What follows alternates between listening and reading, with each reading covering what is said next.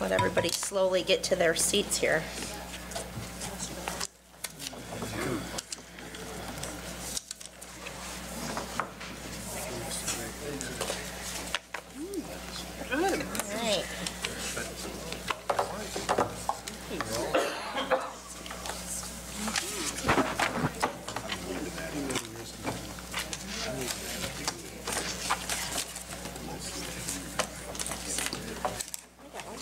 No, where's Betsy?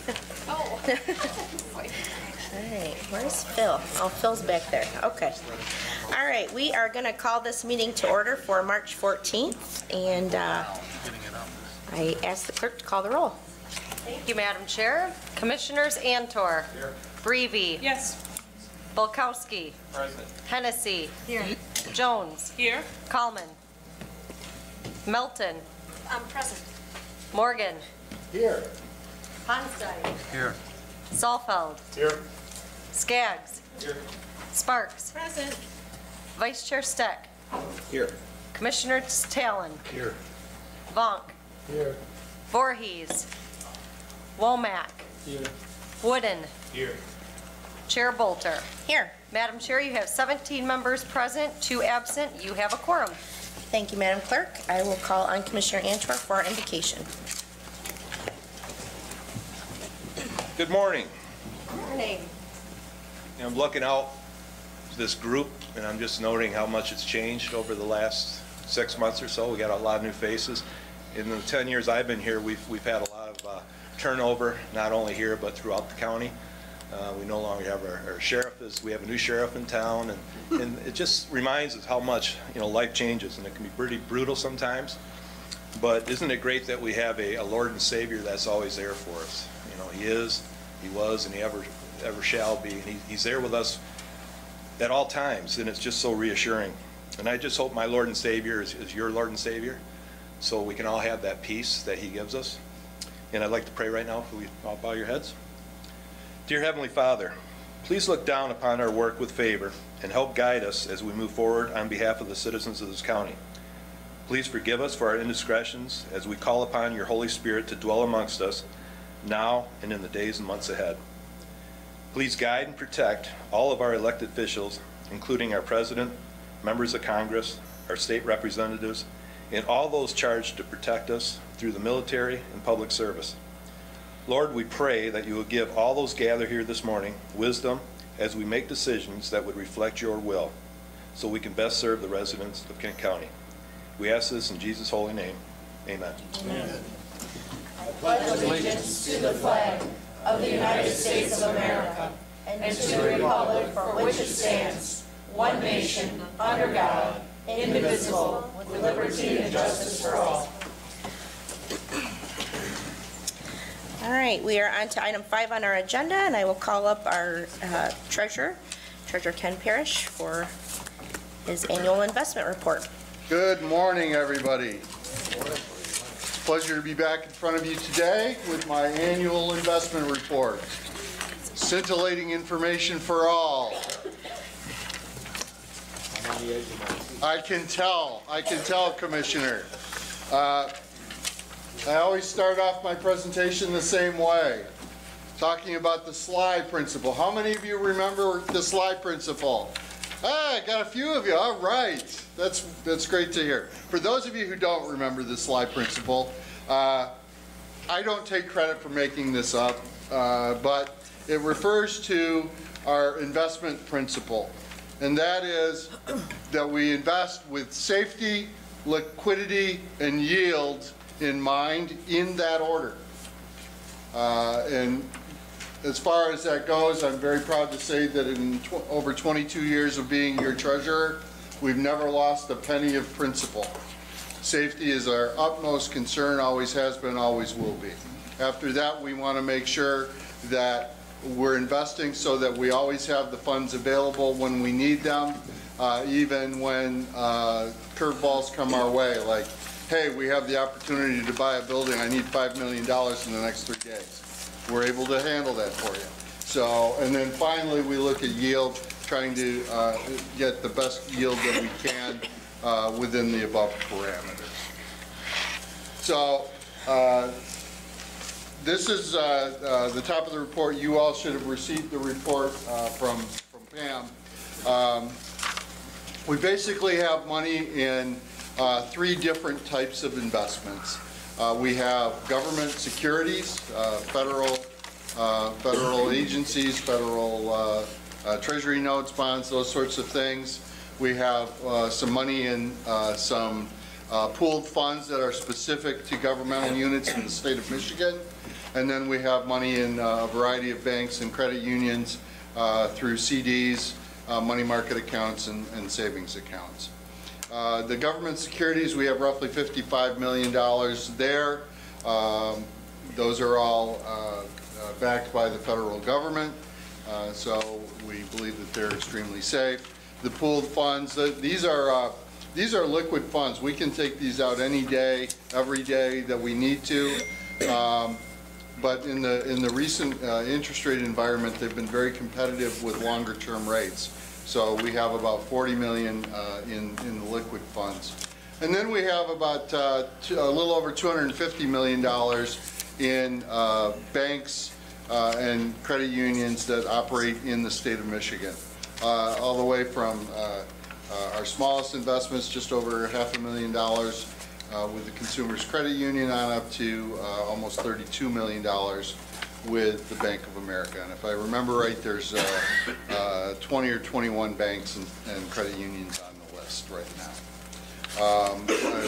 It's always been my policy to, particularly those banks and credit unions that operate within Kent County, I'm very open to doing business with them. So there may be a bank or credit union that you're aware of that you don't see on the list. You might encourage them to give me a call. I'm always willing to meet with them and try to support our community financial institutions.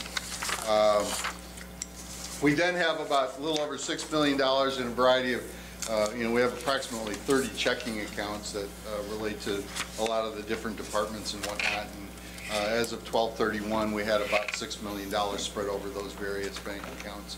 So that our total pool as of 12/31/18 was $355,600,000. That's been relatively stable over the past several years, and it certainly fluctuates throughout the year as cash comes in and cash goes out, but that's been pretty steady. Under the certificates of deposit and money market section with all the banks, you'll see next to the name of the bank is a number with an asterisk, 4-star, 5-star, 3-star. Those are all ratings given to them by an organization called Bauer Financial. And they're one of the best known organizations that does rank banks and credit unions throughout the country. And so this is their rating system, anywhere from 5-star, meaning superior, on down to 0 stars. You will see on our list that we have one bank that is listed as a 3-star, which is still considered adequate. All the rest are 4- and 5-star banks. So I monitor this regularly to make sure that they're not seeing something that I'm missing, to make sure that we're, again, with safety in mind. Here's some good news. Last year, the general fund earned I think it was about $900,000. This year, we earned $1.5 million in investment income, and the total pool got up to $5.6 million. So with the interest rate environment rising, we have seen the benefit of that with higher investment earnings. As many of you know, we do offer a local government investment pool to allow the local units to participate in the investing. And that pool which encompasses all of the county funds as well as the local unit funds, just cracked the 2% mark for our weighted average interest rate. So we are seeing them, the income and the interest rise slightly. Here's just a pie chart version of the same numbers. One thing that you can quickly see from this is that both by state law and our policy, we're not allowed to invest more than 25% in any institution, and we are nowhere near that. We have 16% in government agencies. That actually, we're not limited to 25% there, but we're still only at 16%. And the largest single investment we have is only 9% of the total pool, and that's banking. So we do try to diversify to make sure that we're, again, keeping our funds really safe. A few years ago, I think it was Commissioner Talon wanted to know where this money is within the county. And so I am showing you a breakdown of the various funds within the county, and I will point out and remind you that this is cash balance. This isn't necessarily the fund balance of that particular fund. This is simply the cash that my office manages. So really the big three are the DPW Solid Waste Disposal Fund, the General Fund, and the Local Government Investment Fund. Those make up the bulk of it, and then you'll see the list of other funds along the way, down to the miscellaneous, which is a whole slew of funds that are very small amounts up and down, and each of those funds individually are less than 1% of the total. So I tried to find a cutoff that was meaningful for you. So, and finally, I have another fund pie chart that shows you the same breakdown graphic. So that is my report. I'm happy to answer any questions that you have. Thank you, Mr. Treasurer. Any questions? Commissioner Morgan. Thank you, Madam Chair. Good morning, Ken. Good morning, Commissioner.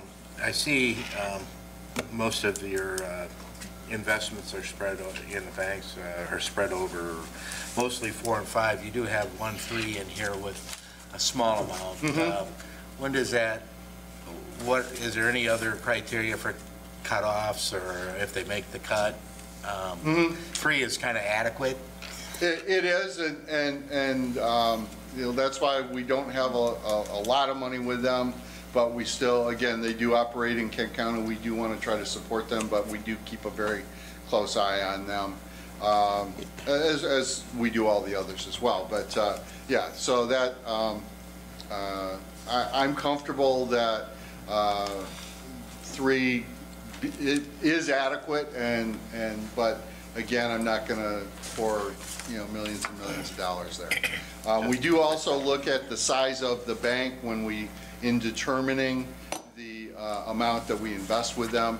So smaller banks aren't going to get $15–20 million anyway, even if they're a 5-star bank. So sure. And I noticed there's 1 credit union. Yes. Relatively new to the mix? It's been a couple of years now, and they were aggressive enough to approach us and say, they've opened up a few branches. They're actually based out of, I think, Kalamazoo County, but they have several branches in Kent County now, and they came and called on me and made a pitch, and that was fine. Like I say, if there are others that you're aware of that operate in Kent County, I'm happy to talk to them as well. I'm not discriminating against any of them. I don't go out looking for new organizations to work with. They've got to come to us. So. Thank you. Commissioner Antor. Thank you, Chair. Good morning, Ken. Good morning, Commissioner. Just a quick question. I know privately some of these banks are getting pretty aggressive trying to get money moved. I just moved an account to Fifth Third, and they offered me, I think, 3% on a money market, which is, it's not a lot, but it's better than what it was, for 1 year. Mm-hmm. So like an introductory offer, it has to be new money coming in. Is there any leverage on can you go down that same trail if you were to say, hey, I want to move something because they're offering me 3% as opposed to 2%? Is that just not doable? There's a little bit, but I suspect that when they offered you that, they also wanted you to move all of your banking over there. Well, I was already there with most of it anyhow. Okay, yeah. That's kind of on their retail side, and on the governmental side, because of the dollar volumes that we operate in, they don't necessarily, we will get perhaps a better rate than individual on the street, but they do, it really depends on their cash needs as well. And frankly, in some cases, whether it's even part of their banking philosophy. For example, you will see that Chase is not on this list. Chase offers us about 15, 20 basis points because they don't really want to fund their bank using CDs. They fund it other ways. They borrow from the Fed. So rates can spread.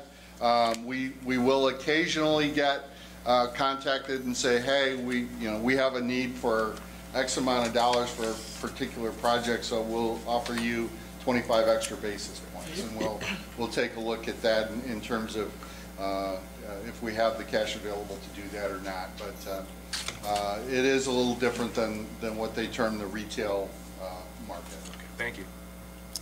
Commissioner Talon. Chair, good morning, Ken. Good morning. Seems like in the past you've offered kind of a overall rate of return on the investments. You've told us that number. Do you happen to have that in your head that you could compare the most recent rate of return versus the previous year? I think last year we were somewhere around 1.2 at about this time of year. Yeah, maybe 1 to 1.2, and we're now at 2.01 as of December 31. So yeah, it's seen a lot, and part of that has to do also with the amount that we have in liquid funds. Those rates change frequently. The money that we have in CDs, those rates are fixed for however long the CDs are that we're holding. So that's a slower moving figure, but having 40 million or so, over 10% of the pool in liquid funds has helped us with that interest rate. That's helpful. It seems like there were years when it was less than 1%. Oh, yeah, it was less than 0.5% at one point. Thank you. So, thank Commissioner you. Wooden. Thank you, Madam Chair. Treasurer Parrish, I am wondering what is the process when we get the investment income? Does it just get folded into general fund, or is it set aside as a specific pool of dollars? Well, the general fund investment income does just get rolled in as part of the budgeting process. There is, when you go through the budget, you'll see that there is a number included for investment income. All of the other funds, the interest does get allocated to most of the other funds as well. There are some that are where, even though it's not a general fund, the interest may still accrue to the general fund. But most of them do have interest applied, including the local government investment funds. So those funds all stay and are typically considered as part of those funds' budgets. Thank you. Commissioner Bolkowski. Thank you, Chair. Thank you for the report. Quick questions. How much does it cost you and your department to manage and administer these funds? Excuse me. It's not a significant amount of money. It's one of many responsibilities that my Chief Deputy Steve Orchard handles on a daily basis. And so it would be a portion of his income, and we do have a software system that we spend some money on to help us manage and to spread the interest income and all of that, and manage the portfolio. But it's relatively, I would say, overall, totally probably less than $50,000 a year. All right, thanks. I'm good. Okay. All right, any other questions? Seeing none, thank you, Treasurer Parrish. Thank you. All right, we are moving on to item 6, public comment. Anyone here for public comment today? We got to hear all about the investments, you know, more than, I'm a CPA. come on up, That was more up my alley than the airport thing was. come on up. Good morning, everybody. My name is Julie Steffen. I still live at 1731 Woodworth, which is right near the Plainfield Mire. I still run an animal rescue, and I am back. Hi. Good morning. I'm here today to talk about licensing laws and to ask why bother having licensing laws if we are not going to enforce them. I license my dogs. I'm assuming you all do too if you own dogs. If you don't, please call me. I will happily hook you up with one.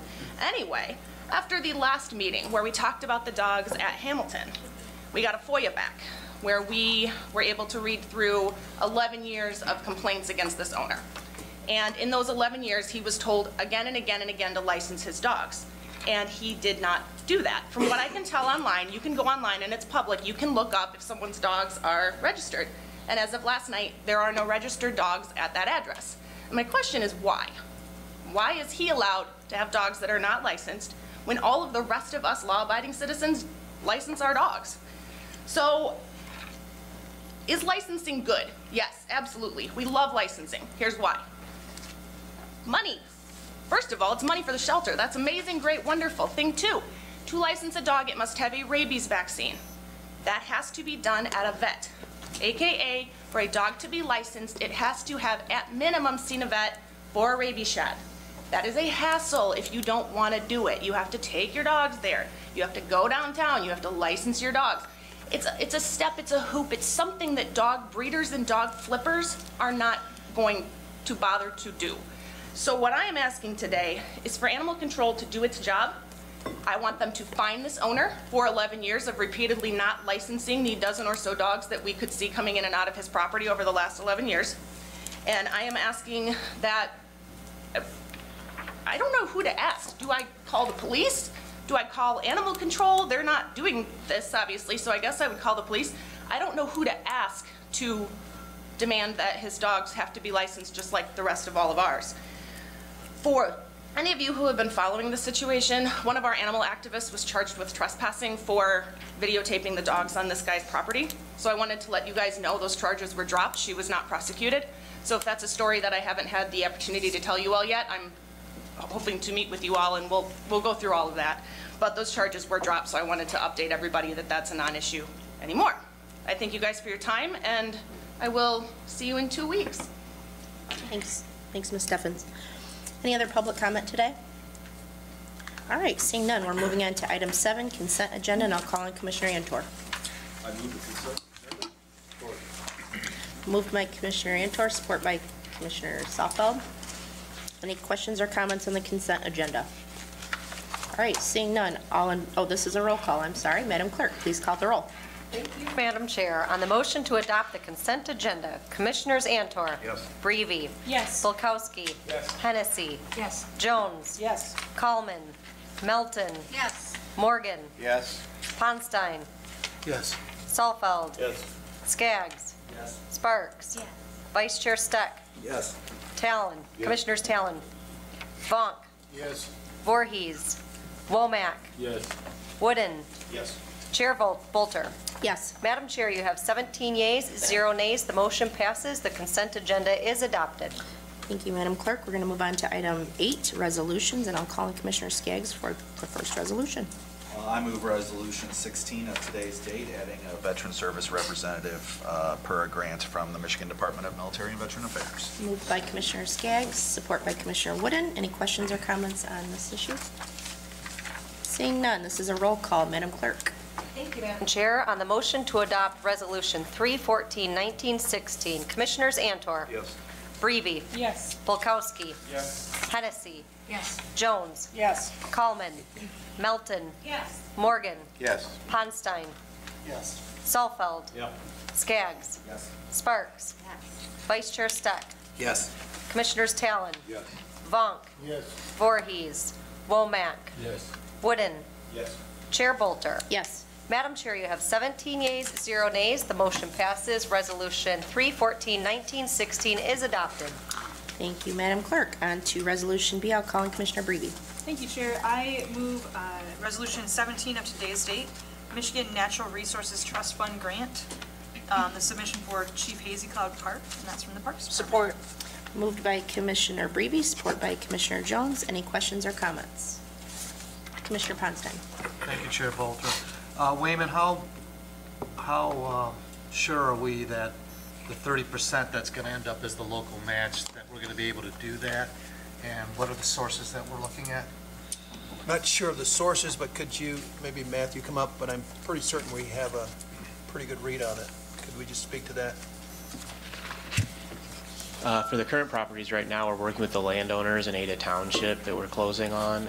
So there's some tax value that the owner's providing to us, and then Ada Township's been providing some funding too, so we intend to go back to those sources. So that's our plan right now. Okay, thank you. Any other questions or comments on this? Commissioner Wooden? Thank you, Madam Chair. Want to echo the thoughts that were given in committee. One, this is a great investment. One of the things that I, after committee, wanted to pose was, as we move forward with the budget discussion, seeing if there's money available to increase community engagement as we plan for the construction of this park, especially engaging with the immediate residents, but also the entire community as we're developing this as a regional park along the riverfront. And just think that this is a way that we can maximize our service, and just want to see if that could be done in our upcoming budget discussion. All right, thank you, Commissioner Wooden. Any other? Commissioner Antor. Just wanted to point out that this DNR Natural Resources Trust Fund is loaded. There's a lot of money in there, and I'm wondering if maybe some of that money could be redirected. I know it would be outside their normal purview, but into the PFAS investigation. No way. Linda? The Natural Resources Trust Fund grant is a product of the state constitution, and the voters, when they enacted that many years ago, directed within the constitutional framework that it be used strictly for public recreation purposes, because it is money that is generated from the mining of minerals off state lands. Right. I understand that. So it would take a constitutional amendment. I'll go ahead and make that.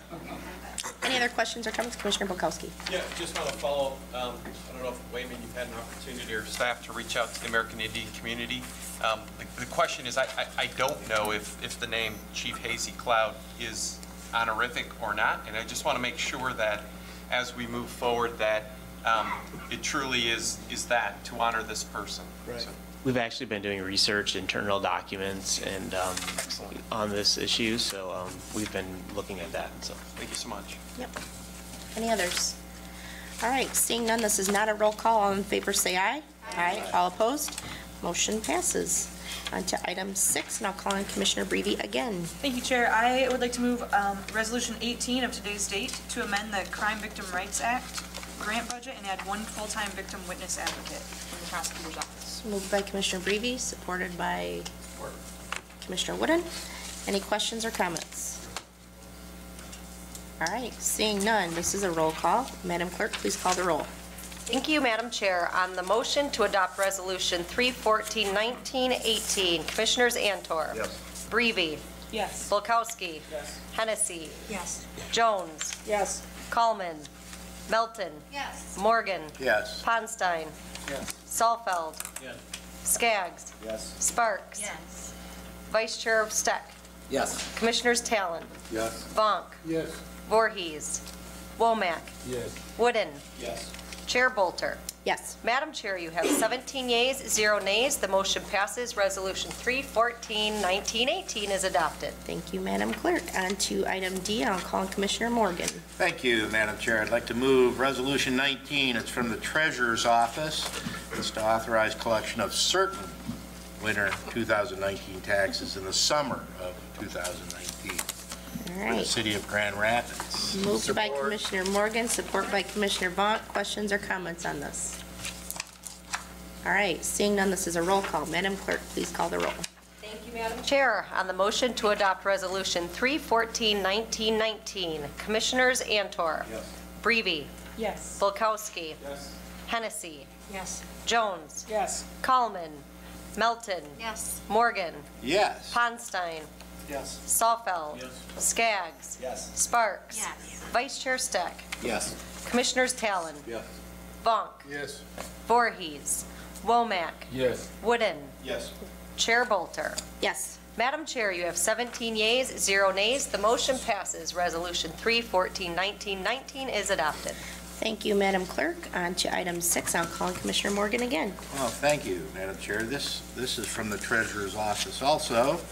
It is Resolution 20, and it's delinquent 2018 real property taxes, issuance of general obligation limited tax notes, Series 2019.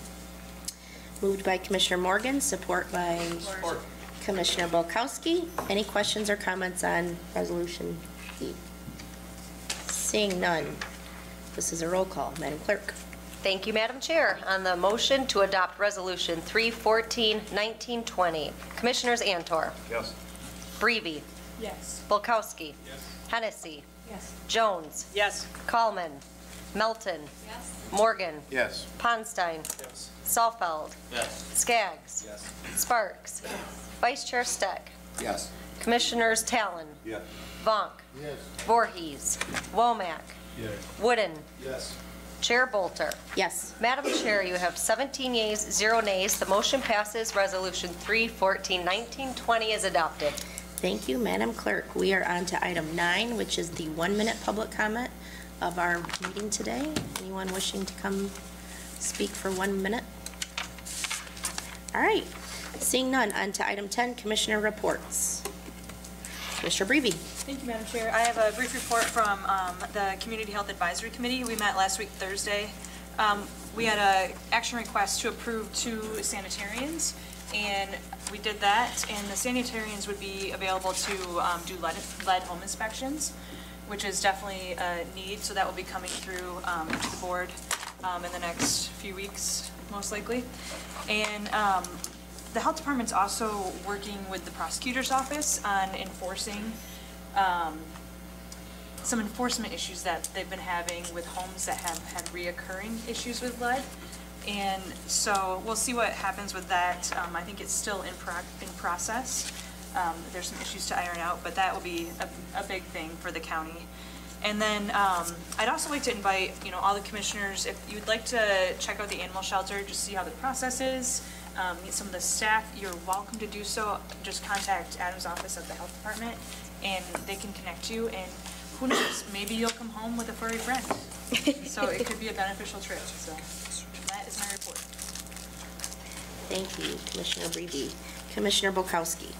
Thank you, Chair. A week ago, Monday, the Friend of the Court Advisory Committee met just to update folks in the sense that we're still reviewing our customer service opportunities at Friend of the Court, always looking at opportunities for improvement, and then reviewing the positive results of the responsible parenting program. So good things happening there. For the listening audience, and if folks want to come out on the first Monday of odd number months, we meet just next door. It is a great opportunity to talk with staff and others focused on that. And then a thank you to Legislative Human Resources to filling our ranks. So there were a couple of recent appointments and just excellent people. So thank you for your hard work in making that happen. Good job. All right, Commissioner Jones. Thank you, Chair. As Chair of the Finance Committee, I just want to remind everyone that the meeting coming up on the 19th of March is canceled due to a lack of agenda items, and our next meeting is April 9th, not April 2nd, so please make a note in your calendars if you would like to attend that meeting. Thank you. All right, Commissioner Sawfeld. Thank you, Chair. Rules Committee continues to meet. I think we've had 4 meetings, including our organizational meeting. And I think we're about done. And so we scheduled a very short meeting, hopefully a 15-minute meeting on March 28th, right before our next, the board meeting that will be on that day. I guess it's our next meeting. So hopefully we'll be wrapped up by then. Okay. And it'll be, I don't know what room, but we'll be somewhere up here on the 3rd floor. Okay. Thanks for all your work on that. 15-minute meeting's pretty impressive. So. All right, Commissioner Womack. Yes, I've had a few discussions with some of the people related to the lead situation, and one of the things that I stated that our prosecutor is doing a wonderful job. The institution of reformative justice with the juvenile system, our community, my constituents that voted me in are very happy with the work that the prosecutor's office is doing, but I also told people when it came to the lead that it would be an explosive issue in our community if they were to come forth public with the prosecutor maybe, prosecuting people, because it would take a lot of education for them to understand just how that process would be. And now that it is public, that it may be something that the prosecutor may begin to prosecute people because of lead in this poverty-stricken community. It's something, I guess, African-American leadership, we're going to have to start going to our publics and constituents and begin to have our own meetings and summits about this lead situation, representing that the zip code with the most lead. I haven't been invited to a number of situations with the lead thing. I'm on the city's committees when it comes to lead, but I'm not on the county's, any of their committees or task force.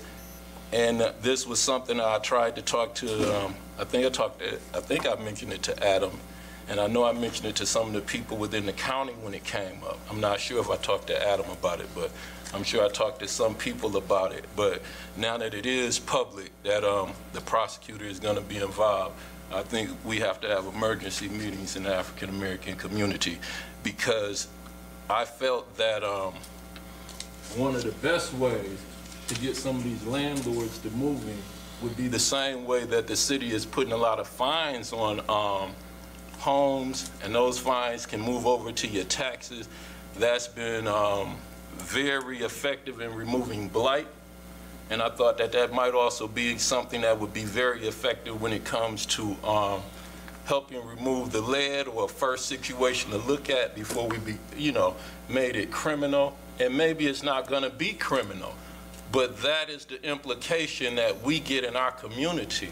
And like I said, our prosecutor right now is highly respected in our community. He's done a number of things. He's been one of the most easiest people to get in contact. He attends a lot of meetings. He doesn't shy away from any time somebody needs to talk to him.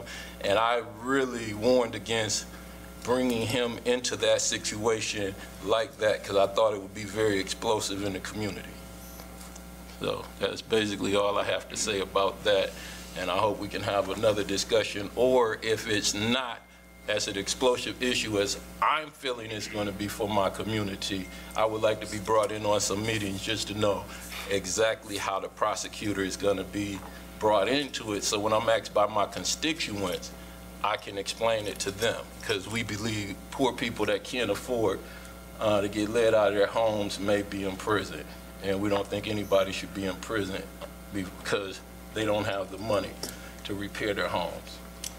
Thank you, Commissioner. Any other reports before we move on to miscellaneous? Commissioner Steck.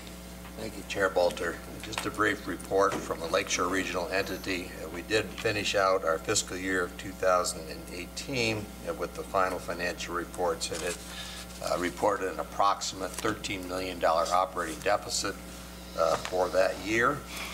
We have looked at covering most of that, but specifically thanking again the county for all of its hard work in obtaining approximately $3.5 million from the legislature to apply against that, and also that we will be making our draw on the auxiliary ISF agreement, which we had approved here is, well, it's probably been 6 months ago now.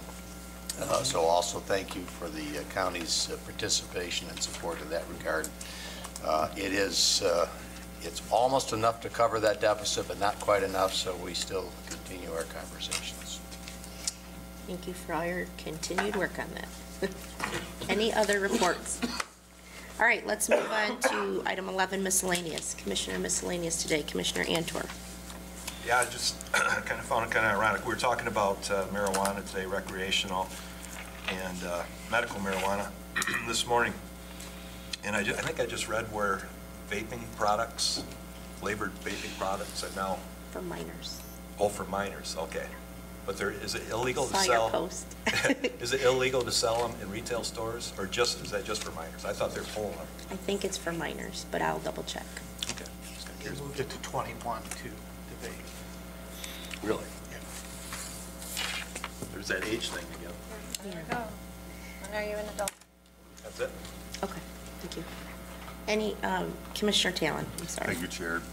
Just a follow-up to Mr. Greavy's report. I'm wondering if we have hired a new animal shelter director yet. I think Wayman said it was imminent. I was going to give an update on that too. Okay. Yeah. I'll wait. Yeah, we're close. I know, I'm with you. I'm with you. Thank you. Yep, Commissioner Bukowski. Thank you, Chair.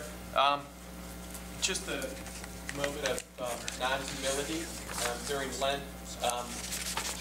To explain my abstention on the Experience Grand Rapids vote a couple weeks ago, Disability Advocates continues to grow its partnership with Experience Grand Rapids, working on a community accessibility guide. And the non-humility comes in because last Wednesday night I was with Janet Korn on stage at the annual Michigan Tourism Conference, and we won an Innovation in Tourism Award for our work, where the really cool part is the information we collect on accessibility is embedded in their website. So you don't have to go looking for it, it's right there. If you're trying to find out hours and stuff like that, it's right there. It's cool that that's been recognized as an innovation, and simply to say, had a long meeting on Saturday talking about how we're even making it better. So looking to go from there. So excellent work in our community, and I'll keep abstaining on Experience Grand Rapids. Two quick commercials. Laugh Fest is still happening, so I have to put that out there. My wife works at Gilda's Club, so I like sleeping inside. So I got to tell you, go to Laugh Fest. Still a few days left. And then at Blandford Nature Center is their annual Sugar Bush Festival on the 22nd. And if you come in the afternoon that Saturday, you might see a county commissioner working at the blacksmith shop. I'm just saying that. So come out to Sugar Bush. I'd pay money for that. Yeah. 22nd of March, come on out, 2 o'clock on. So. Great. Commissioner Melton. Thank you, Chair. I'm not going to be doing any blacksmithing. I have about 3 things. Last night, I and a few other commissioners attended, and I'm not going to get the exact name correct, but the annual conservation meeting. We had a very distinguished speaker. I believe his last name is Britt, but I'm not sure if that was true or not. I didn't get his autograph. But it was actually very, very informative. I'd been once before. The students at KCTC make the dinner, and it was certainly very good and more than adequate. But just the different, the amount of information, too much probably for me to take in one evening, brought it home and I will digest it, but about all the different, not only did we learn about the preserving farmland, but we also learned about invasive species, and I know that has come up a lot at our house because we have a friend who is a conservationist, and she's always telling us you have this over here, this, but I didn't realize what an effect it really has on soil. So it was very, very, I encourage anyone to learn more about it. They did say they're going to have a fundraiser, Kent Farms at the Bluff on the 24th of April, 6 o'clock, and actually they're going to have a cook-off, 4 different chefs, and I think you've all gotten something either in your email or in your boxes, but I've made a list of all the people that I think would enjoy this, because Brewery Vivant is one. I didn't recognize some of the others, but what a fun idea to see who is the better chef, I guess. And the last is May 21st, and so you'll hear about it again. I'm on the board of Sheldon House. It's their Break the Stigma breakfast, 8 a.m. at Cathedral St. Andrews, and I will be personally inviting all of you. It's free to come, just to learn about mental health and, again, break the stigma. And let's face it, I don't think there's anyone sitting in this room, or probably any room we can go in, that has not had their life affected one way or another by someone who is suffering from some type of mental illness, or just the whole idea that mental illness is certainly very treatable and not something that we need to be afraid of. So those are my Awesome, thank you. Commissioner Steck? Thank you, Chair. About a week ago, I and some of my colleagues had an opportunity to attend the NACO Legislative Conference in Washington, D.C., and so I want to thank the county for that opportunity. I will confess that I've always been a bit of a skeptic as to whether those are worth the effort, but I'm here to testify that, at least in my experience, it was well worth the time and the effort and the money involved, because there's a lot of things to be learned there, a lot of connections to be made. So again, thank you to the county for that opportunity. Thank you, Commissioner Steck. Commissioner Breedy? Thank you, Chair. This afternoon, I unfortunately have to attend the visitation for a friend of mine from high school. His family, sorry, this is a sad moment. His family was recently, he had an overdose, and his brother also died about 2 years ago of an overdose. So I just wanted to, thank the people in our community who are working so hard on the opioid epidemic, whether it's law enforcement, the prosecutor's office, healthcare and mental health providers. Just keep this family in your prayers as they're dealing with a second son. And he has a very large community in the family, or family in the community. So it's definitely affecting a lot of people. So thank you. Thank you. Commissioner Ponstein? Thank you, Chair Bolter. And Emily, thank you for sharing that. I mean, they always say that everyone is touched by the addiction in this country, and it is. We've got a strong community, people are sticking together, but it's a problem. It's a serious problem, and it just doesn't affect the person, it affects the family, and tentacles all over. So to add on to Commissioner Steck, I was at the legislative conference too. I made the mistake of questioning something from NACO, and now I've been added a fourth committee that I sit on, but the three that I sit on deal with environment, energy, and land use. We had heard a report from the DPW about the recycling issues, and the guy that works with us closely was the speaker. He had a presentation. If anyone wants to see a copy of it, I'd be more than, well, can I email people stuff and not be FOIA? Use your county email. So anyways, he spent a lot of time talking about recycling, where it is, where it's going. I know we saw a huge drop off in the demand for that. One of the things he pointed out was that, the single stream systems, as good as they seem, are going to probably be slowly phased out, because in the end, the product is just too contaminated to make it fully work. So there are some solutions. He had said that he's seen where the need for recycling has finally leveled off. It's not dropping, and it should start the uptick. Part of the driver of that is that when China refused the garbage, it still went somewhere, and it was places like Thailand and the small countries around it with no way to process it, that they've got just piles and piles and piles of plastic and recyclables that have been coming from all over the world. So in a response to that, there's going to be news coming out. China has purchased 3 old factories in the Rust Belt of the Midwest, and they're going to be opening up recycling facilities. Why the government of the United States couldn't do that, I don't know.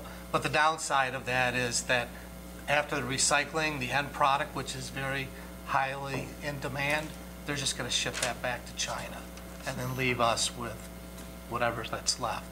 I guess that's good and bad, but that's just one of the things. And as a country, we've got to, address that. I mean, if we want everyone to recycle and be more responsive, I mean, more and more communities are collecting it. It's a serious question that's going to need to be addressed. But once again, if anyone wants to see a copy of the presentation, just email me and I'll send it all to you. Thank you, Commissioner Ponstein. Any other miscellaneous today? All right, seeing none, I have a few items. I'm sorry, I always do this, but we're still not quite to an hour, so I have a few things. The first thing I wanted to talk about is I wanted everyone to keep our former colleague Shana Schroll in their prayers. Her son is in the ICU for pneumonia. He's been in for a while, so just thoughts and prayers to them, and kind of lift up that family as they go through that issue. Second issue, I wanted to remind everyone the strategic plan, our retreat that we're going to be doing is March 28th. I apologize that I wasn't at the second session of that. We were dealing with some family issues, so I do really think it's important for everyone to attend and contribute. If you can't, please provide your comments to staff so that we have that input. Next, lead. I did want to give you an update. I know we've all talked about it a lot. I did meet with some of the parents that were here at our meeting after our board meeting the following day. I'm so thankful to the health department and Commissioner Breeby and all the work that they are doing, and I am very much looking forward to our update from Adam. I think he's going to be giving it in the next couple of months, but we are really moving forward on that. I'm personally frustrated because, having worked in the legislature, this was an issue we dealt with 15 years ago, and it's still a problem in the city of Grand Rapids largely, and we really all need to start rowing in the same direction. We've got a lot of different individual groups that want to help out, but I really feel strongly that we all need to kind of weave all that together and start some sort of strategic plan for this from a community standpoint. So I hope we move forward with that. The shelter, as all of you know, you probably get sick of my dog posts, but I hear a lot of that from my community. It's an outwardly facing department that we have with our community, and they're making a lot of changes. I appreciate, again, Adam for overseeing that, but we should be having a new director of the shelter probably within the next couple of weeks, so that announcement's going to be made. There are some changes currently happening, but then they will be making additional changes and more community engagement. So as you get any concerns from the community, I hope you will explain that. And we did get a memo from the shelter a couple of weeks ago explaining some of those changes. Feel free to share those, but that's an important piece as well. Two more things. When I was, my first meeting, I had talked about the potential of subcommittees, and I haven't wanted to push all that out at once, but I want to start thinking about some areas that we might want to take a deeper dive in. One of them being potentially a subcommittee on best practices for counties in general. A lot of that could be, getting information from MAC and NACO and looking at that just more intentionally. We do a lot of stuff. We're probably the example for a lot of counties, but I think we could potentially take a deeper dive.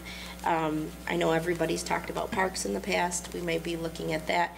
And then the biggest complaint I get in my community are the number of millages. Cascade has 17. And not all of them are special millages. Some of them are basic property tax assessments, but I might want to look at some sort of millage review criteria or something. Just what do other counties do? What do other areas do? And I would like your input on that before we, maybe we won't, maybe we will, but I would like your input. I'd like to hear from the board what they think about that. So those are kind of some things I'm looking at, and I, of course, want your input. Some of you I have kind of standing monthly meetings with. I'd love to do that with everyone who wants to do that. I'll buy you breakfast or buy you lunch, but I would really like to hear from you more on a one-on-one.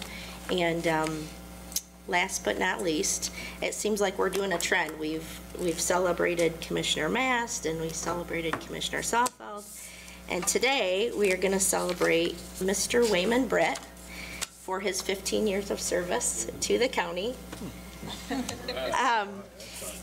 And I just want to, I want to really celebrate Wayman. I as chair, I can't believe the amount of work he has. And having just lost my stepdad, one of the things I learned was that you really need to know the person, and he had a whole military career that I didn't even know about, and that's very unfortunate that I didn't know that until he passed. So I'm gonna rattle off a couple of things about Wayman so we all know about Wayman, so please indulge me. Wayman has been here for 15 years, 13 of it was as an assistant administrator. But some of the cool things about Wayman, did you guys know he was on the Lakers team and the Detroit Pistons? Some of you knew that, some of you didn't. It was a pretty big shot there. I also wanted you to know he went to U of M, and he was the university's Wayman Britt Outstanding Defensive Player Award is given annually in his honor, which is kind of a big deal. And I could go on and on, but to be brief, I'm literally just going to list these off really quick. This is some of his community service, past and present. Right Place Board Member, Governor's Council of Physical Fitness, Michigan Fitness Foundation, Grand Rapids Community Foundation Board of Trustees, Grand Rapids Downtown Market Board of Directors, Gerald R. Ford Field Service Council, Boy Scouts of America, Kent School Service Network Board, past member, and I think Wayman was a large part of developing that.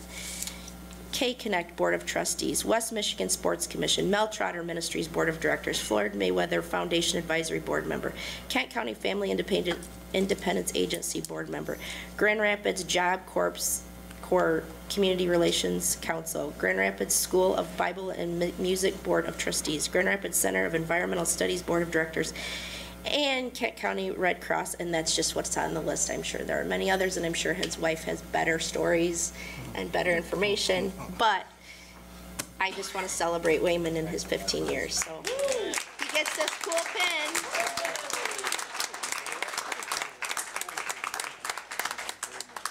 And with that, I will call on, who am I calling on? Commissioner Antor. Thank you, Chair.